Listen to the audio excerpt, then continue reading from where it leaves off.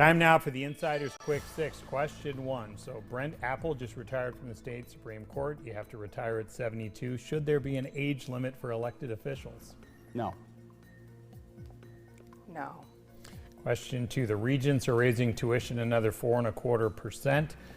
Should the legislature have funded them at a higher level so that would not have been necessary? I don't know that those two things are necessarily linked. I think there's still many things that the regents can do to control costs than going directly to tuition. Tuition should be lowered. Should the legislature have given them more? Or? Sure. Okay. What issue in our state does not get enough attention?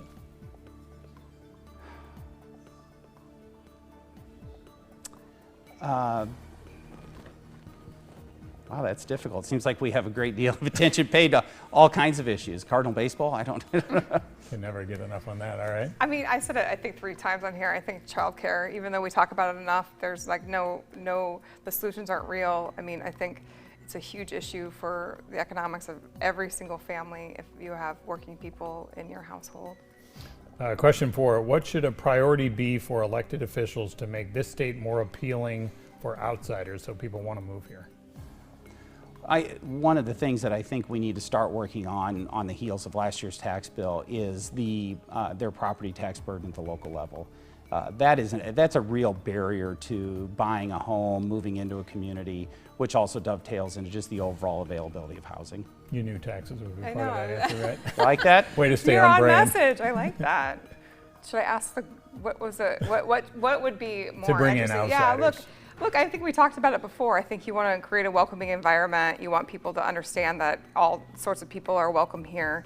Like you want to create a place where there's affordability, create a place with great education systems where people can do things and stay after college. All those things you want to create. But I think people are proud of Iowa. You want to have, and they want to have like the recreational tools. They want to be able to swim in a lake every once in a while, things like that. All right, question 5. Who would be the most valuable person a candidate from your party could bring in right now for 2022? Like who is that it factor person?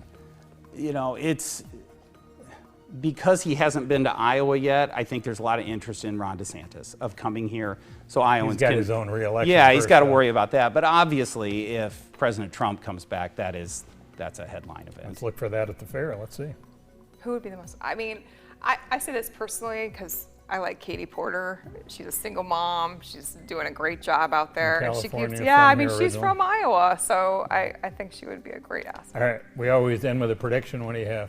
I got 2. Sorry.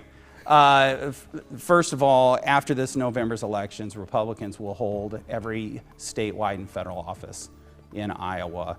And also the Cardinals, by the trade line, are going to acquire Juan Soto from the Washington Nationals. I wondered if you'd go there. Okay, your prediction. I got no baseball predictions, but I'm going to say, short of the election, that neither Chuck Grassley or Kim Reynolds will debate.